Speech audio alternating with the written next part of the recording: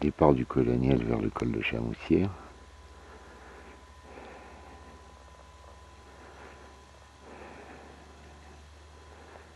Voilà le col. Sur la gauche du col, tout un ensemble de schiste lustré, avec quelques barres bien reconnaissables. Une grande barre ici, qui est constituée de roches volcaniques. Et puis dans l'ombre encore, la grosse barre calcaire du Jurassique supérieur, souvent associée aux roches volcaniques. Pour monter vers le col de Chamoussière, on passe à travers un éboulis, et là on doit traverser cette grosse barre calcaire, qui sont les calcaires du Jurassique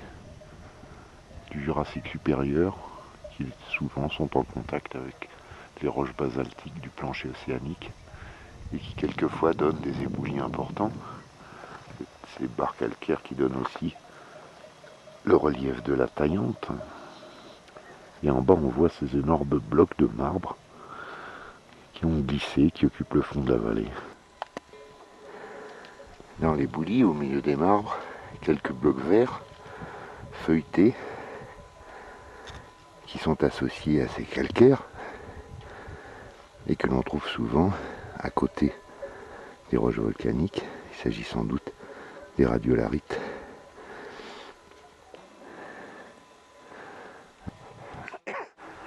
Après le passage de la barre de marbre, on commence à trouver des gros blocs écroulés qui sont tombés de cette barre qui est composée essentiellement de basalte plus ou moins fragmenté et que l'on retrouve épars dans la pente.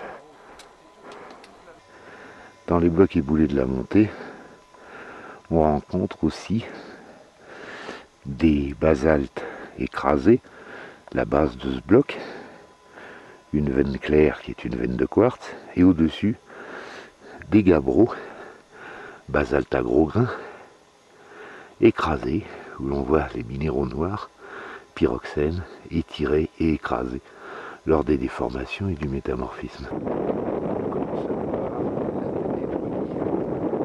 de grosses roches moutonnées sous la nappe étoilée, et puis tout le massif du Longet qui est constitué essentiellement. Très vite à l'approche du col de Saint-Véran, on voit apparaître les premières dalles plates et beiges des calcaires associés aux roches volcaniques et les premiers gros blocs blancs de roches volcaniques sur lesquels on va se déplacer jusqu'au col lui-même.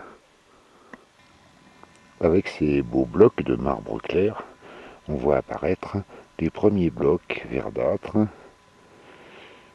avec cet aspect feuilleté, légèrement nicacé, que l'on pourrait attribuer soit à des débris volcaniques qui s'associent plus ou moins aux radiolarites. C'est assez classique au passage de l'ensemble des roches volcaniques et des calcaires du jeu. Arrivé au col de Saint-Véran, on voit ici la plaine du Pô, complètement remplie de nuages, dont émerge au loin la chaîne du Mercantour.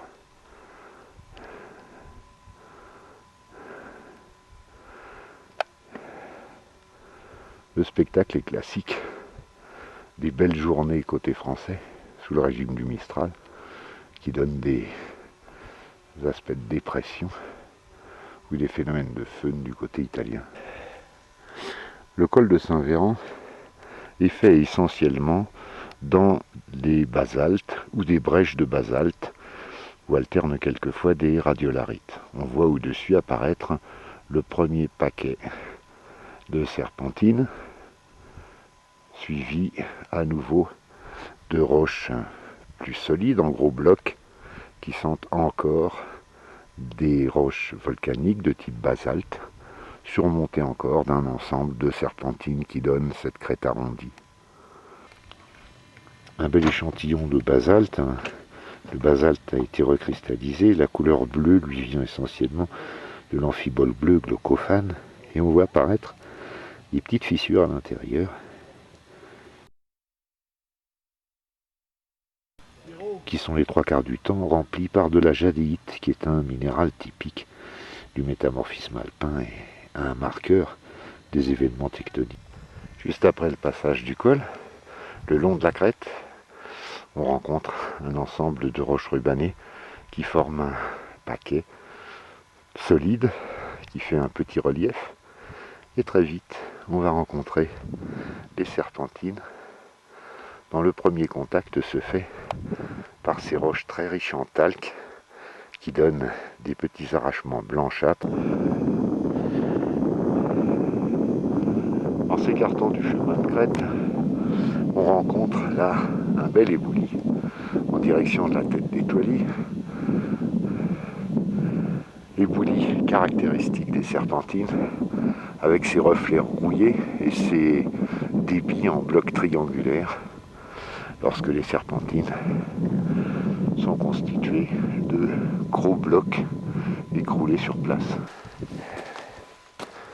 Se promener sur des éboulis de serpentines, c'est un peu comme de se promener sur la Lune ou sur la planète Mars.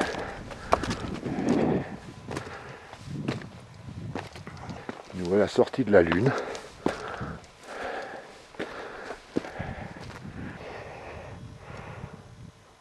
En sortant des péridotites, à nouveau une petite passée de ces roches très très bien rubanées, où alternent le violet, le blanc et le vert parfois, le violet étant dû à la présence de la glaucophane, amphibole bleue, assez fréquente dans ces ensembles.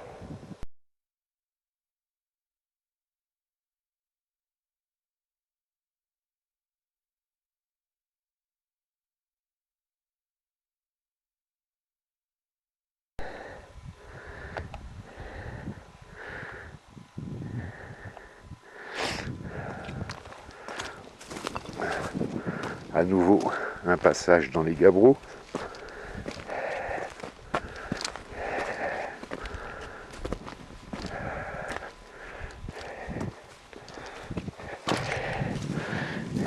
Voilà ici un gabbro écrasé dont on devine un peu des gros cristaux sombres de pyroxène qui sont ici quelquefois encore un peu conservés, souvent écrasés. Nous voilà arrivés dans ce paysage de roches moutonnées un peu, où alternent les bandes claires qui sont liées au calcaire du Jurassique supérieur, des masses couvertes de lichen vert qui sont plus vraisemblablement des roches volcaniques.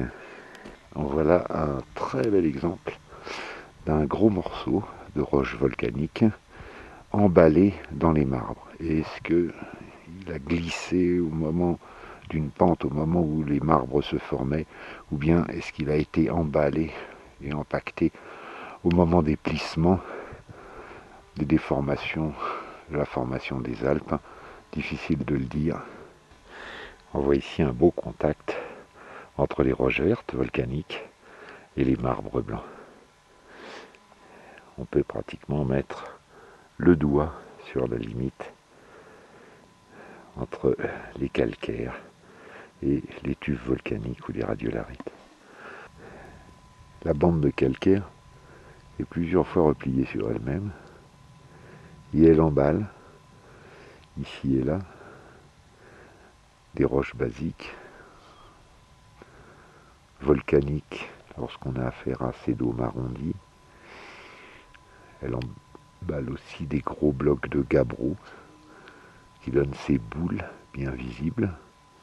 Et en descendant vers le lac, on voit les calcaires, les marbres, former un très beau pli. C'est plus facile de voir comment les roches se sont plissées et déformées à cause des bancs de marbre que dans l'ensemble des roches volcaniques. On voit bien sur ce bloc de marbre à quel point ils ont été plissés et déformés grâce à une petite bande plus détritique et ocre, rousse qui est au milieu et qu'on voit bien se plisser fortement. Entre deux blocs de gabbro, des serpentinites font leur apparition. Ici on a affaire à un faciès vert un peu feuilleté où se mélange le talc et la chlorite. Un joli contact ici au bord du lac entre les serpentinites, les marbres que l'on voit ici et les gabbros. Au bord du lac, on voit bien ici les marbres emballant un bloc de gabbro. Il s'agit d'un pli.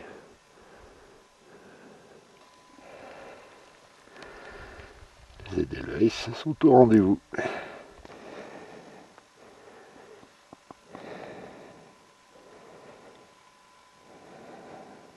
Une belle vue sur la zone du lac où on voit bien les alternances des marbres et des roches basiques.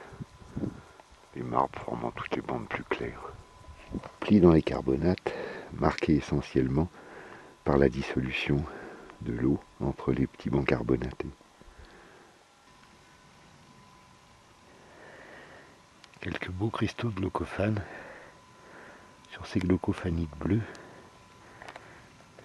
qui sont assez abondantes.